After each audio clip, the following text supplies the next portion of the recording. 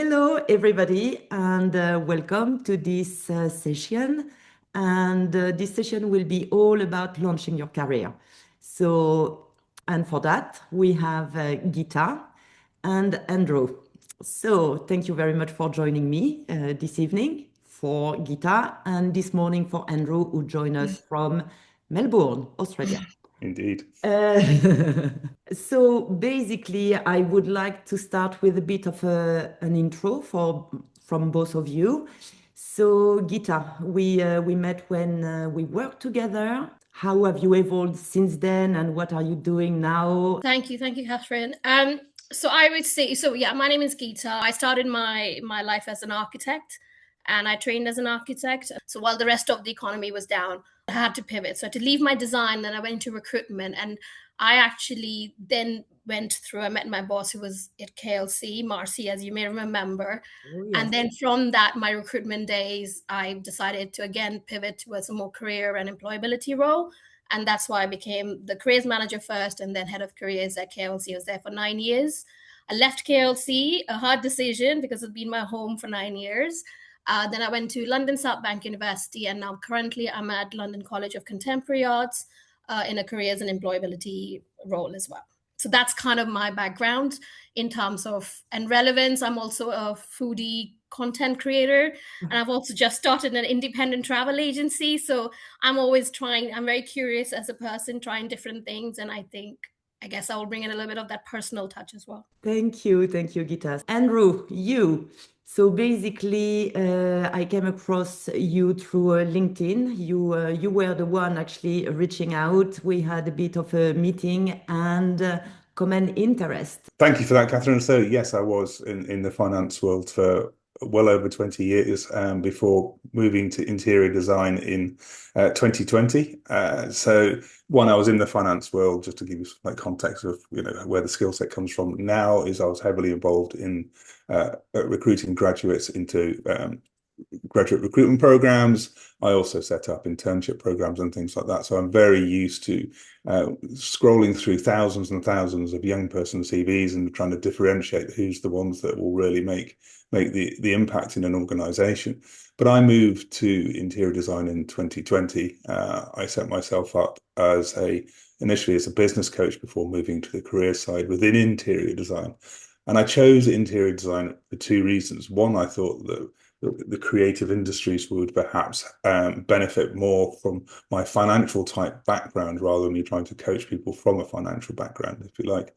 And secondly, it was 2020 and COVID had just happened. The lockdowns were just happening. And I really saw the interior design industry having a great opportunity to really reinvent itself, because the way that we were interacting with our physical environment was changing and would likely, I felt at the time, to change forever. So that was very exciting. And that's what made me choose interior design. So I focus purely on interior designers. So that's my niche. If I'm right with your intro, you kind of putting your background as a financial person That's at right. the service of the creative industry. Are you prompting that like creative people are fairly disorganized? Well, I wouldn't use either of those phrases personally, but I come with a very structured, very analytical approach. That's something that I bring to the industry, and that's something that therefore I can help others with. I absolutely agree with Andrew, because one of the key things, so even though I trained in design, I've always had a bit of an analytical mind, and probably that's why I navigated into this sort of career pathway.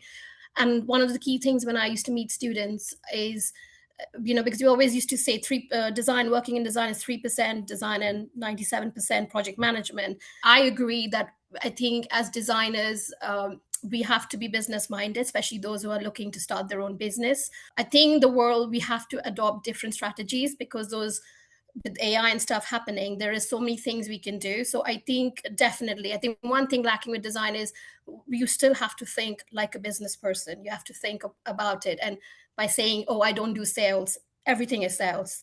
Whether you like the word or not, you're selling yourself, you're selling your design, you're selling yourself as a design studio. And that's the best marriage of the two, the creative and the business. Yeah. Okay, thank you. Like a very, very good point here. When you're receiving a CV, like when you skim through it, like in 50 seconds, what will catch your attention or what will make you put this CV on the right pile or on the wrong one? What are you looking for? Andrew, do you want to So hit it as an employer, and I can probably talk as a recruiter? yeah, absolutely. So I think just to start off with, let's just sort of clarify what a recruiter is, because I think this is important when we say we want to talk about adding structure to the process. So a recruiter is not necessarily an interior designer, which is something that's very important to understand. A recruiter is most likely in this day and age to be somebody from an external firm to the interior design studio who doesn't have an interior design background. Most likely. Some do have interior design degrees, but most don't. And then a recruiter could also be internal, somebody that works in HR. So actually what you're trying to do is appeal to somebody that isn't necessarily from your same curious, creative mindset as an interior designer. So that's quite an important thing to get hold of. So what do they want to see? Well, their jobs are busy, so they want to see a well set out CV so they can pick out the points that they want. What I also advocate very strongly is you're an interior designer, so please make your CV visually pleasing. The number of CVs I see that are just text and black and white. And I say to them, are you applying for a job as an accountant or are you applying for a job as an interior designer? And your use of color and the way that you set things out will immediately tell somebody about your skills as an interior designer. So don't ever overlook that, please. So that's the visual communication is paramount. Absolutely. Yeah, absolutely. And that will help set you apart. At the same time, we can talk about, things that would send you straight to the reject pile are clearly if you haven't read the job description. The number of people that apply to me for a role, I'm not a recruiter. I can't give you a job. So you've not read what I've put out in any way, shape, or form. If within seconds you're sending me your CV and portfolio. So you haven't read it. You haven't looked at what your skill sets are and how you presented it and tweaked it in order to match the job that's being advertised. So as a recruiter, or even worse, as the hiring manager, somebody may win, it's not going to feel very special if all you're doing is just pumping out the same CV every single time and giving that impression. To add on to that, yeah, it depends as well on what role you're seeking. If you're like a graduate entry level, you probably don't have relevant work experience yet. You may have worked in hospitality or, anything related, but you may not have had the work experience. So I would then sort of enhance more on the skill sets, like, like the technical knowledge, like AutoCAD, all of that. So we also look at the university where you went, so like KLC or, Westminster, or wherever you've been. So that is your starting point, because at that point of time, you've not worked anywhere to prove so you are. So that's the way to kind of, and obviously everything adding to the way you've designed your CV and making it clear. And I remember my eyes would go straight to skills at whatever level you were. I think because most of the requirements we used to get from employers is they need to have these skill sets. So as a recruiter, external recruiter, not in-house, my eyes would go straight to, does that person have AutoCAD, InDesign, all of that. It's not one size fits all. It's still your own fact. It's still your life. It's still your education. But you have to play around to make it look like what the employer means to see. I'm not saying lie on your CV, not at all. But there are ways to kind of, enhance certain things about your experience, your training, that the employer might like. Could be a final project that you've done commercial. So that's how we would probably navigate that situation. But for me, I would say skills is really important to add. If a candidate is able to show like real life project or thing like that, is it going to be like a true added value, or like at very entry level, it doesn't really matter? What is your view on that? I think absolutely you should include something. And I think that's where the cover letter comes in really handy. Or you could write a little saying school projects or design projects, because you have to show your sort of alignment with this career, So the fact that you're studying it is the first obvious route. But within the projects, if you're looking at a certain aspect, say you're applying to about like somebody who designs hospitality projects, and you've done hospitality as your final project, you should mention that, whether it's in your CV, whether it's in your cover letter, to show. And again, when we talk about portfolio, that's the first thing they will want to see, to say that I'm really interested in commercial, because that was my final project, or I really enjoyed this. So just to show that alignment, all graduates may have technical skills, but it's your style, it's your creative eye, it's your eye for color or eye for detail. And that's where the portfolio comes in to differentiate. And just to sort of pick up on the importance of skills and showcasing those, and just coming back to that, why you need to tailor your CV. For example, on a job description, it may ask for Adobe Illustrator and Adobe Photoshop and then all of those things, or it may ask for the Adobe Suite. It's exactly the same thing. But if on the job advert it asks for the Adobe Suite, make sure you say the Adobe Suite on your CV, because people are looking for that word. They are trained into looking for that phrase because that's what they've written on the job description. So make it easy for that recruiter that's looking at thousands of CVs every single day for the one that, for your ones to be the one that they pick out.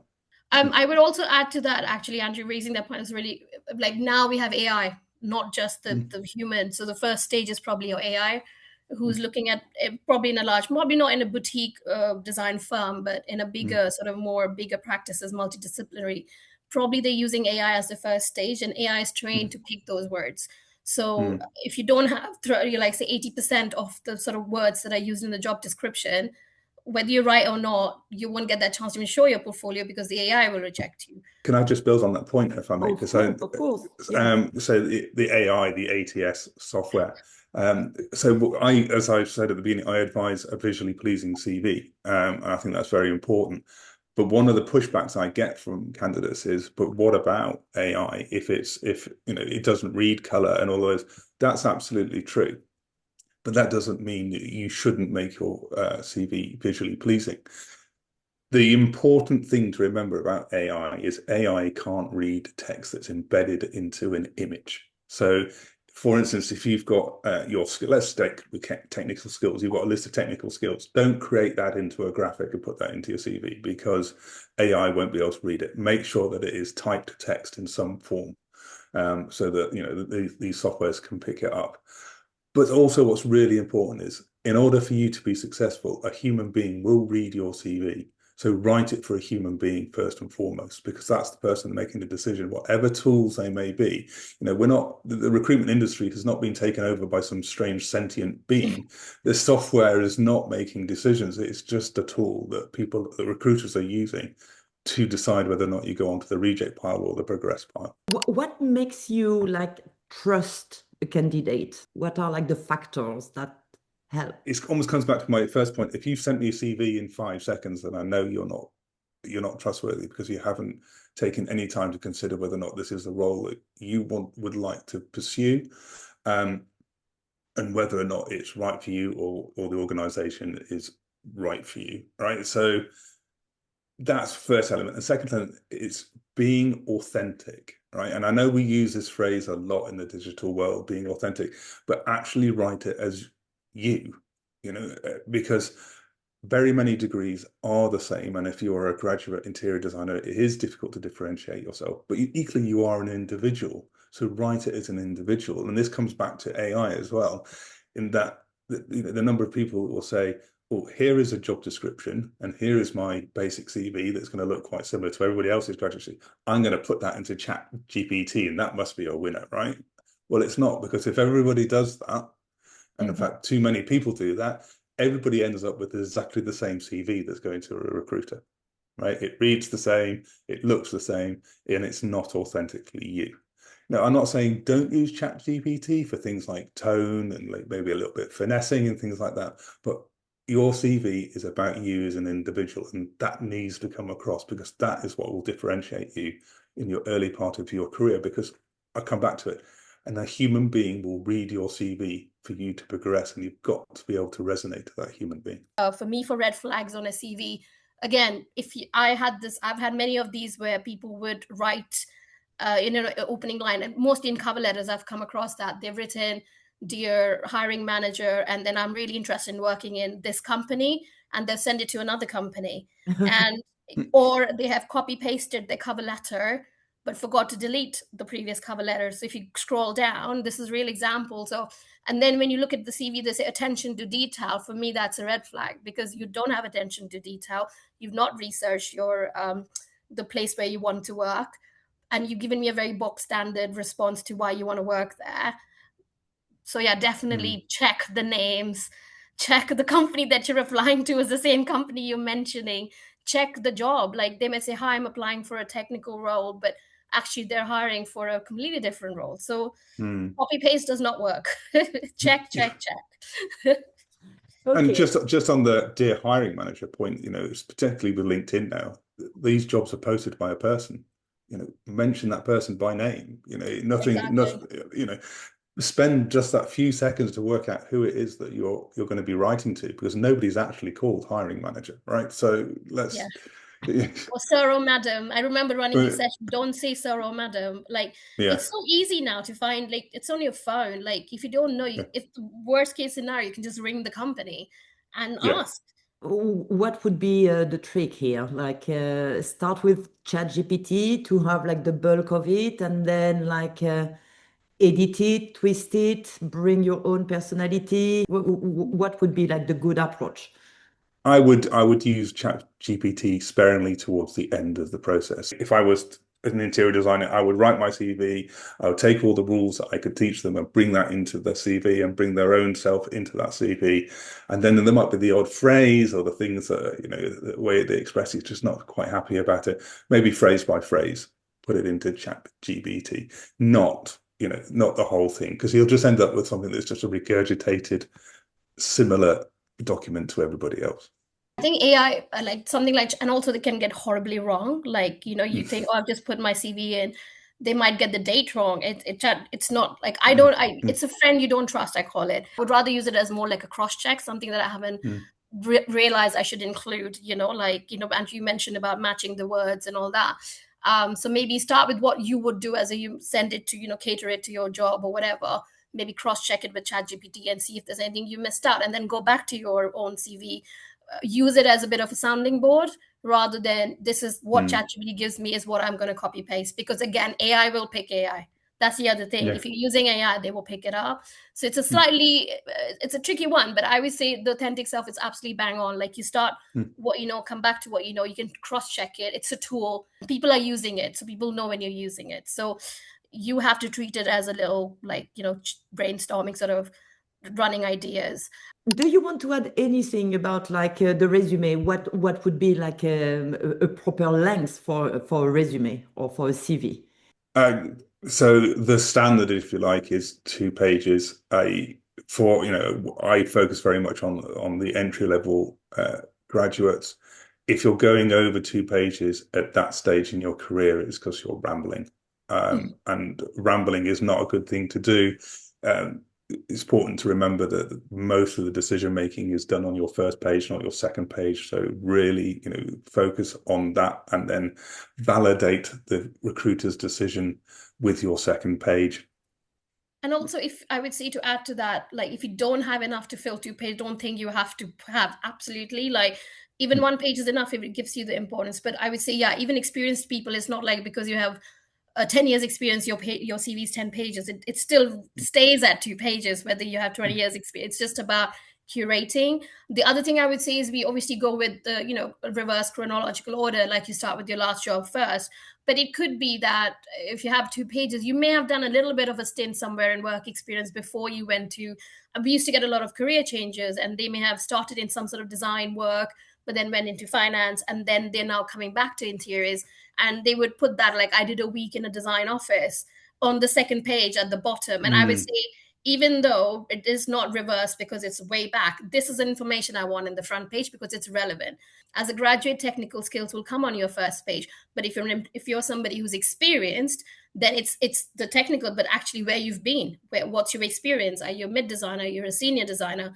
Have you led the team? That should be your first, and then maybe the Yeah. university will be the second experience, because second page material, because now you're not getting the job based on where you studied, but you're getting the job based on your experience of leading teams and bringing in projects. Yeah. So this is quite interesting what you were saying, and actually leads me to my next question, because like juniors, more or less, they all have the same skills. You were saying that earlier, Andrew. What might make a difference, it's the transferable skills which is what you were prompting, Geeta, having led a team or like the involvement you might have in your community. How can you work on that in your CV and still keep like the format short and sweet? And is it something that is important to shine for your transferable? Absolutely. I would say cover letter is very important. Even if you've not been asked cover letter, unless it's an online application form, sometimes they don't ask for it.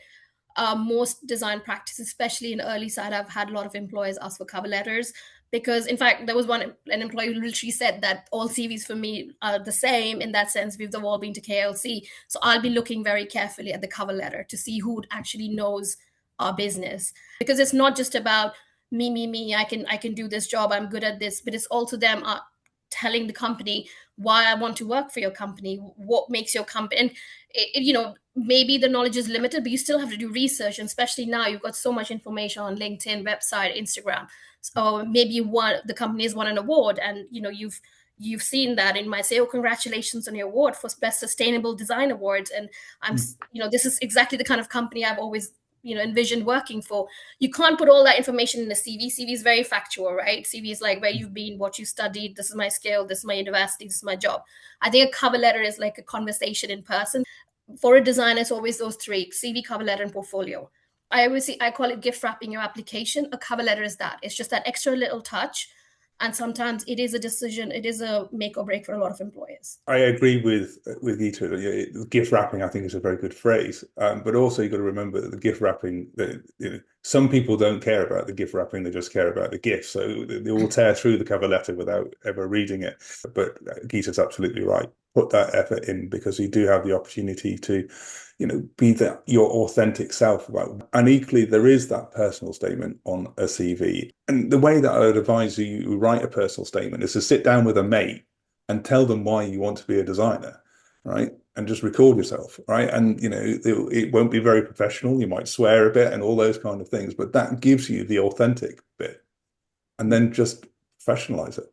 Don't LinkedIn it so it sounds like everybody else's, but just make it a little bit more formal, a little bit more professional, how you would actually talk in a meeting.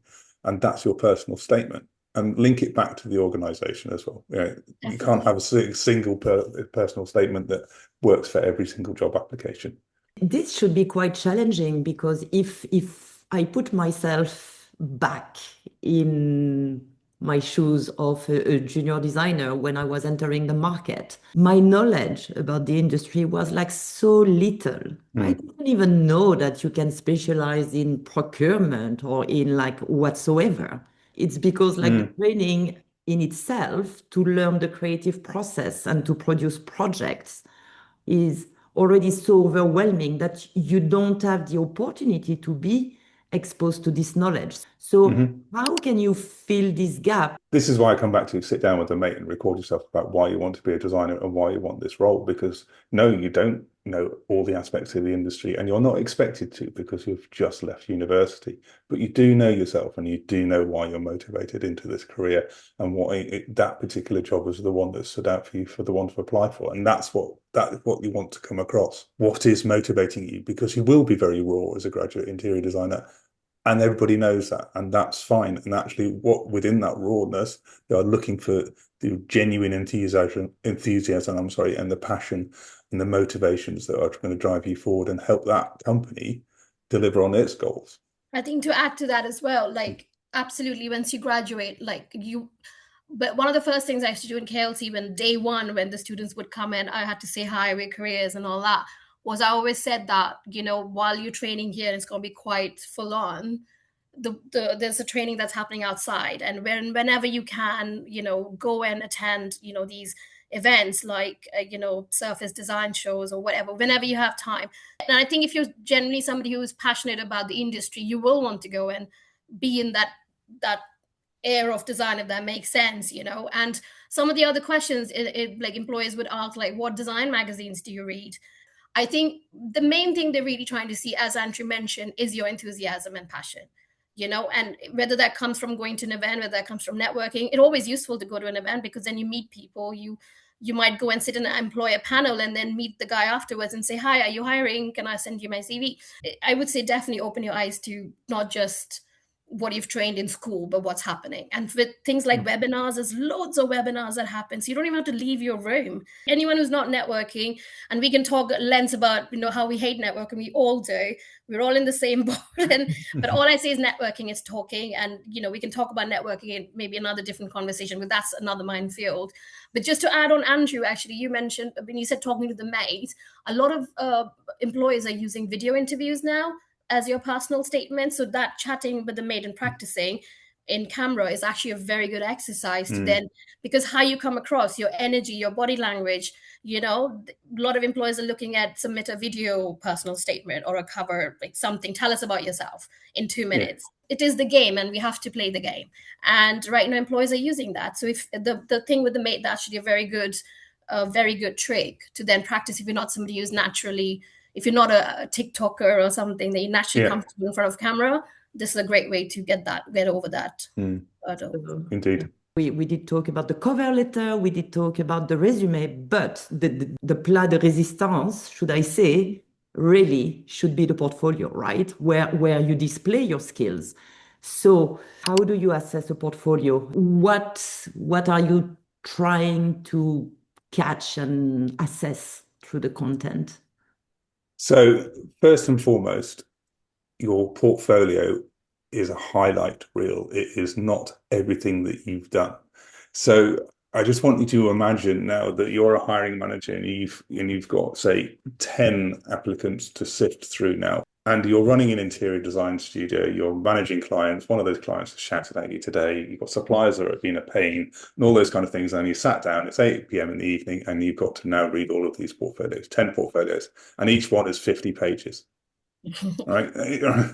So immediately you're going to go, oh, I don't want to do this. All right. So brevity, being succinct is key. 15 is an absolute maximum. And that includes, by the way, your contact page and your table of contents, which is also very important. So again, I am talking a little bit more here about the structure and the layout rather than what's in there. And the way that you boil down your 50 pages into 15 is you don't have to talk about every aspect of every project every time. So if you are going for a technical role, more CAD in your portfolio. If you are going for a concept-driven role or that early creative part of it, then more of that, mood boards and all of those kind of things in your portfolio. But the most important thing that your portfolio needs to do is tell that story of why you will be right for this job. So you're trying to engage, again, a human being. So it needs to be specific about the challenges that you faced and how you overcame them. A difficult private client is a very telling statement. So the reader of that portfolio can go, you know what, I've just had a difficult private client today. And that makes that human connection through your portfolio, somebody that you've never met. You've got that little bit of interaction there, rather than being just a very formal, stiff document. You really want to bring out the day-to-day of designing in your portfolio, because coming back to a point that Geeta made very early on in the webcast, is like 97% project management. What is project management? It's dealing with people. You want that to come across in your portfolio as well, and those are the challenges that you'll overcome almost every single time by people. So show that in your portfolio, but structure it. 3 or 4 projects. If you have 3 or 4 projects is enough, not 10. A trick that I say to people, maybe go for 3 projects, and then your 4th project is a bit of a catch-all, things I'm proud of, which again allows you to tweak your portfolio for the job that you're going for as well. So for me, I would say absolutely 100% on that one. Like, yeah, I cannot emphasize, please don't think one portfolio works for everybody. It's not a movie. You're not showing your life movie, okay? It's a trailer. So you get them just enough hooked to want them to go and bring you in for the interview. So 3 to 4 projects. If you're new graduate, I would say start with your final project. In 90% of the case, your final project is the most advanced of you as a student. You've learned all those wonderful skills, but sometimes what happens is maybe your best project is in a different sector to what you're applying to. So for example, if your final project was a residential, but you want to go into work for bars and hospitality, so maybe bring one of your commercial projects further into the portfolio. Because one thing I know for sure that, again, employees would say, they go click, click, click, and you kind of need to get your impression done within the first few seconds. Employers are looking for what are you right now? What have you learned? Don't show them just the finished renders. Talk about the little the squiggles, the zoning, and a little bit, not everything, the process that you went through. And it's hard, but you can still compile it like a couple of pages to one project to show the journey, how you arrived from this. And I agree with what Andrew said. If it's more technical, add CAD. If it's a conceptual role, add a lot of your squiggly the things. If it's an FF&E, show all your sample boards and mood boards and material boards.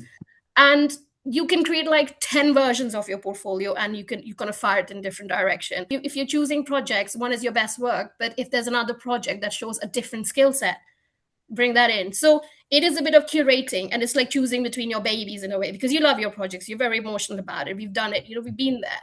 But that is where the hardness comes. Like, what does the employer want to see? What shows me in my best light? What will actually get me the job? Don't leave your best work at the end. Start with your best work first. Don't hesitate, like you mentioned, Andrew, in the last page, your other talents. If you have good photography, or you love doing hand drawing. Again, hand drawing is a skill people still love. Whether we use it or not practically, it's still a lovely skill to have. Add a page of it to kind of almost round off that I'm more than just the project. There's more to me. And it completes a story, because again, you're a human being. You have other things you bring to the table. I was used to envision my portfolio just as a door opener. Your portfolio is not just a door opener. It's what you're going to talk about if you get to interview, right? So think about that next stage of the process. You want to be talking about these things, because that's going to present you in the right light to get the job once you get to the interview process. There's no point just getting lots of interviews, right? That is not a goal in itself. The portfolio is going to be the basis of your discussion when you meet your potential boss. Yeah. I absolutely agree. It's so good to hear that, because it's like almost validating what I used to tell my students 9 years ago. When I was there 9 years. I think just going back to your early point about a door opener, I always say it depends. Like, I call it like it's a first date. Like on your first date, you don't tell everything or everybody, build that interest for the next date, So you might just show them a little teaser. Like, if there is a job, I'd love to show you my full portfolio, but bring more with you on the interview, enhance on what you've shown them on digital. So, some people would bring in some material, especially FF&E. They would bring some of the material they've sourced as part of the project. And the other thing I would share is know your portfolio, because a lot of time you get asked questions like, okay, where's the supplier? Where did you get this from? And if you don't know your own projects, for me, again, that an employer would be like, well, you don't know your own project. Like, so definitely don't just put things and forget about that. So think of what you've done, I would say. I'm very conscious about the time, and it's almost already an hour, so we will need to wrap up very soon. But I really enjoyed the conversation, actually. I would love to hear your views on the importance of social media. Like, as a young junior designer, is it important to have like an Instagram account to kind of communicate your work and do a bit of like self-marketing, or is it not that important and better to concentrate on better like professional networks such as LinkedIn? So what are your views on that? I mean, it's not like you have to have social media, but and I guess if the new generation designers, they probably are quite familiar with it. So you might as well. What I would definitely say is, if you have an Instagram, don't put you don't have to necessarily have your personal. You can have two separate Instagram. Yeah. When you put something like an Instagram account on your CV, you're giving them permission for an employee to see your work. So that's your online portfolio in a way, but not just your finished work. It's a great way to connect. A lot of designers, design companies actually post on Instagram. They literally put a message saying, we're looking for our next junior designer. Please email, blah, blah. So for a design person, a lot of happens in Instagram. So it does help. I mean, you can still see it as a private account. But I think if you are there, it's just another tool, another place to look for roles, because even before it goes on LinkedIn or goes on their website, probably the social media person is literally putting it on Instagram. This is more for the creative side, not necessarily for all roles, might be. But I would say if you are creating one, it will help.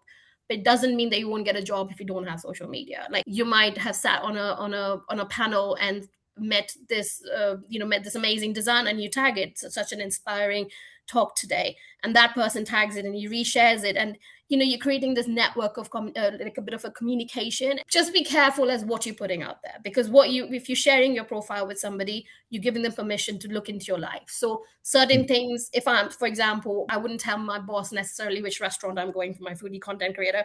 I don't want him to know that.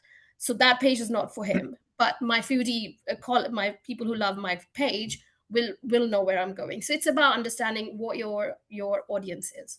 Social media is a minefield. I think it's going to be odd if you don't have a presence on social media in this day and age, especially if you're a younger person. We'll deal with the obvious: politically sensitive, culturally sensitive, strong opinions, being drunk in the street, all of that kind of stuff you want off your social media, because if it's out there, it can be found. And, if you're applying to the bigger firms who have a reputation to really look after, they will search. So you really don't want any of that, delete any comments that may be in retrospect a little bit insensitive. Some sort of little LinkedIn tips. If you are going for a junior role or a graduate role, put your job title as junior interior designer or graduate interior designer. Don't put aspiring interior designer and things like that, because recruiters will search on the role they are looking for. So if you call yourself a graduate interior designer, and you don't have to be working, you are a graduate interior designer, you will pop up in their search. And that's important. LinkedIn profile, the personal statement is going to have to be a little bit more generic, because you can't tailor it for everybody, but it has to be still you, be authentic. There's going to be a reason why that recruiter wants to speak to you. So have a personal statement that brings across not just your design skills, but you as a person. Just to give you a bit of an indication, the next is the wrap up, your top 3 takeaway, and one final piece of advice. I know you mentioned, Catherine, it's overwhelming. I think if you prep early on and have 2 or 3 of these strategies, it's just that initial hurdle. So if you have your CV sort of done and then you create versions as you go, it's just the nature of the game. The second one is immerse yourself. It can be quite daunting, and also cumbersome to just keep applying and, not hearing back. So you want to kind of get into the industry a bit, attend these shows, networking, talk to people, that really helps. And my third top tip would be always ask for feedback. And I'll tell you why, because nobody wants to give you feedback as to why you were not successful. But you keep asking, because my biggest thing is don't ask, you don't get. So ask them, what could I have done better? If you've been rejected from the role, because say, can I pick your brain as a design director or as an HR in design? What could I have done better? Somebody might say, no, I don't have time to, help you. But if there's somebody who wants to give back to the industry, wants to be the, support new talent coming, it's always useful. So always ask for feedback. What can I do better? What could my portfolio look like? It doesn't matter. A lot of people will give you advice. You decide what resonates with you, but definitely ask for feedback, at least for the early years, so you know how to improve yourself. Because what one director of a studio wants to see may not be the same for the other studio. It's very subjective. So definitely ask before, tell me what I can do better. I think this is a great piece of advice, always asking for feedback, reflect on it, and then adjust. So basically never stop learning. Oh, I think that's This is that is the thing. Yeah, just keep learning. And yeah, the 3 takeaways, and we've spoken about these 3 things quite a lot. So authenticity, yes, absolutely important. Being visually pleasing, and make sure that you understand the role that you're applying for, and that comes across, right? Those 3 things are absolutely key. And the authenticity piece, your genuine self coming across in that application. For somebody that has done a degree that's very similar to all those other hundreds of people that have done that degree, it's going to be the thing that differentiates you. So focus on you, and it doesn't matter about your lack of design experience, because you and you as a person, you have experienced it, even in your early 20s, that can come across as your genuine self. And then the final piece of advice is very similar, I think, to Geeta's always ask for feedback, but to sort of tweak that slightly is in the interview process, you are almost undoubtedly going to have a question that goes, here is a situation, how do you manage it? That's going to be an interview question. You will be asked for questions at the end. People love to be asked advice of. So if you've got the hiring manager there who is likely to be your boss, you go back to that question and say, so this situation here, how would you have done it? What could I have done better, in my way of dealing with that? Because you're asking their advice, you're engaging with them, and that's going to be your working relationship if you get the job. So why not start with that? So that'll be one of your final impressions as well Yeah, this is a one of your brilliant final tip. impressions in interviews. So Yeah. leave them with that. Actually, I will use that. Thank you. My pleasure. Andrew, thank you so much for your time. So for the junior who might be interested, they will find your details on our platform. So Great. you might have some of our junior reaching out. Finger crossed for that. And yeah. But Catherine, thank you so much for asking me. And like I said, it's a huge topic. So if we need a part two, I'm always game. Yeah, likewise, if we want to do another session, always game. So okay. So thank you very much. Very, very much indeed. My pleasure. Thank you very much. Have a good evening. You too. Take care. Ciao, Bye. ciao.